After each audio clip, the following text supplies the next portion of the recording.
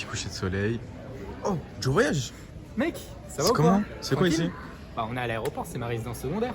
T'es chaud, tu viens avec moi à Malte? Juste pour les soirées ou les casinos? Mais non, mais y a pas que ça à voir à Malte, c'est des clichés T'es ça. sûr? Mais oui, vas-y, viens, je Bon, viens, t'emmène. on va voir. Vas-y. Malte est un archipel d'environ 300 km² de superficie et 500 000 habitants aux multiples cultures, situé au cœur de la Méditerranée, environ 80 km au sud de la Sicile et 350 km à l'est de la Tunisie. Cet archipel est composé de 3 îles principales. Malte, l'île la plus grande qui est le centre de la culture, de l'administration et de l'activité économique. Gozo, réputé pour ses paysages plus ruraux, ses sites historiques et ses plages. Et entre ces deux îles, Comino, célèbre pour ses eaux cristallines ou encore ses grottes marines spectaculaires.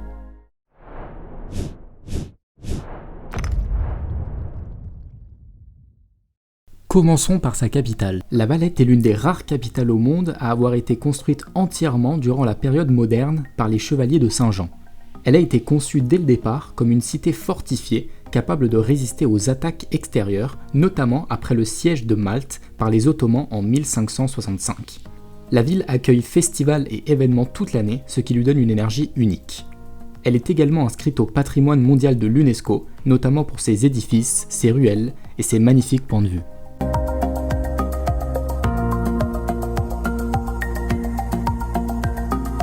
Vous le remarquerez très vite si vous louez une voiture ou vous prenez des taxis, Malte est le seul pays de l'Union européenne où la conduite se fait à gauche. C'est un héritage de la période coloniale britannique de 1800 à 1964 qui est resté en place après l'indépendance.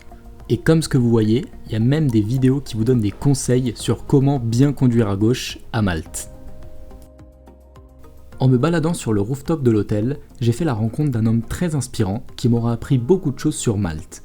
Nous avons longuement discuté ensemble et il a gentiment accepté de tourner une séquence pour la vidéo. Bonsoir Étienne. Bonsoir. Comment tu vas? Bah écoute, très bien, La forme très bien la forme, le soleil.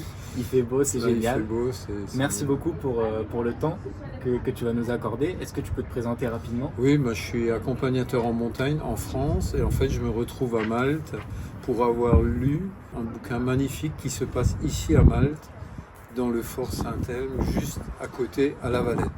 Et me voilà ici en train de terminer pour la deuxième fois le livre qui retrace une bataille entre les Ottomans et les chevaliers de l'ordre de Malte qui s'appellent eux-mêmes la religion.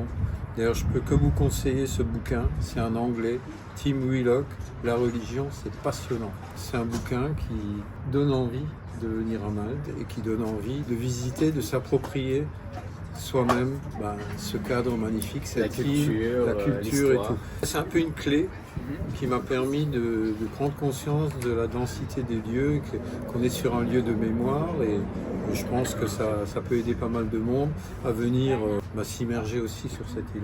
Pour ceux qui ne connaîtraient pas vraiment l'histoire, par exemple, de l'île de Malte, est-ce qu'en résumé de ce que tu connais, ce que tu as lu dans ce livre, tu pourrais raconter rapidement Il faut imaginer Malte, c'est une île, c'est un peu comme un millefeuille. Moi j'adore les millefeuilles.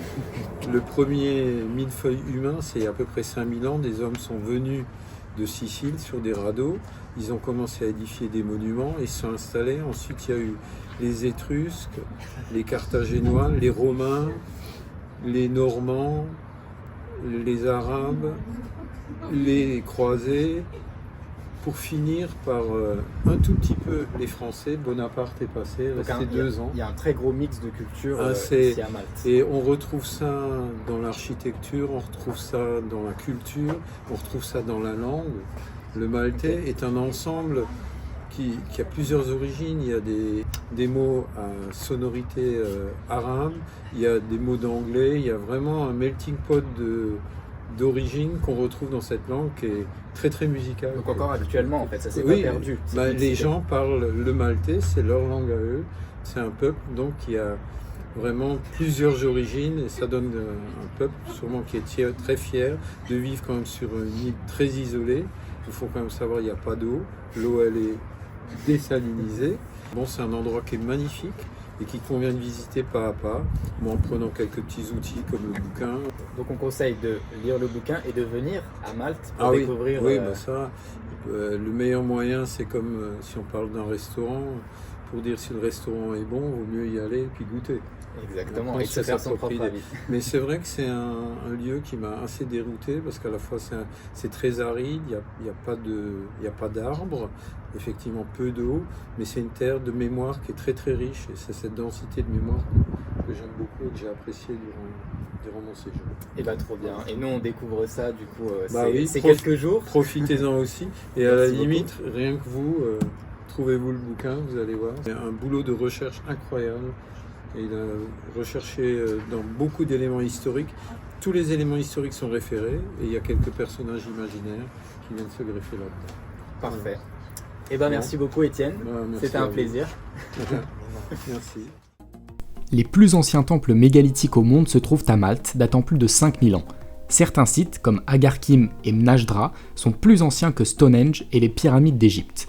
Elles intriguent encore aujourd'hui les archéologues et visiteurs au vu de leur conception ingénieuse qui représente les croyances et les rituels d'une civilisation depuis longtemps disparue.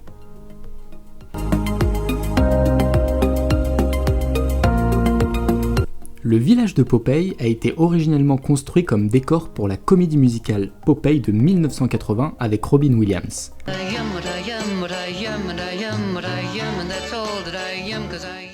Ce lieu a été bâti par des artisans locaux utilisant principalement du bois et d'autres matériaux importés. Après le tournage, le village a été transformé en attraction touristique proposant des visites guidées, des spectacles, des activités nautiques et divers jeux pour les visiteurs de tout âge. Le lieu est non seulement un rappel du patrimoine cinématographique de Malte, mais aussi un exemple de réutilisation réussie d'un décor de film. Un des lieux incontournables à ne surtout pas rater à Malte, c'est la Grotte Bleue. Un ensemble de cavernes marines où la lumière du soleil crée des reflets incroyables sur l'eau, donnant des nuances de bleu et de turquoise. Après avoir profité des points de vue à couper le souffle, suis la route en descendant et prends un petit bateau de pêche qui t'emmènera à l'intérieur des cavernes. Pour 10 € par personne, c'est une expérience magique. Pas besoin d'en dire plus, je vous laisse profiter de ces belles images.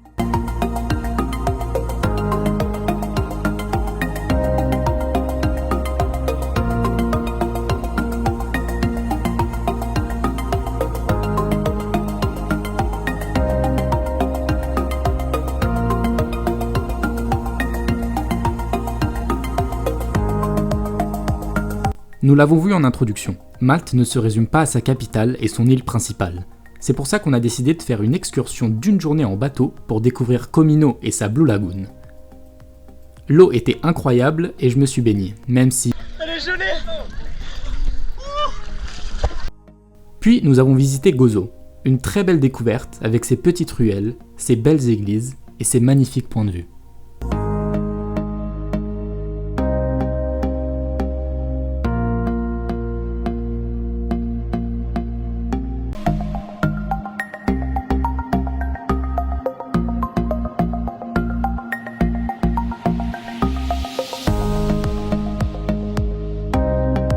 Mdina est connue comme la Cité du Silence. Ancienne capitale de l'île jusqu'en 1530, cette ville médiévale est fortifiée avec des rues étroites et sinueuses.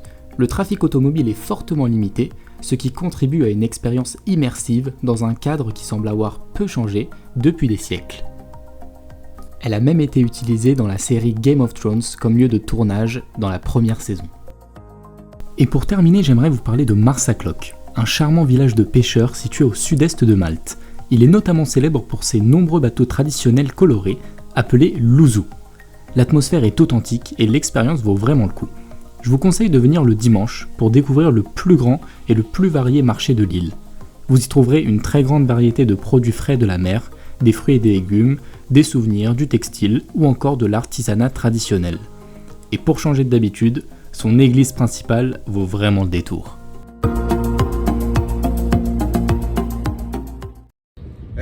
Je t'avais dit qu'il n'y avait pas que des boîtes et des casinos à Malte. Non franchement mec t'avais raison, tu vois. C'est déjà la fin de cette petite vidéo, merci beaucoup de l'avoir regardée jusqu'au bout. J'espère qu'elle vous aura plu et que vous aurez appris des choses sur ce petit pays fascinant qui est à faire au moins une fois dans sa vie.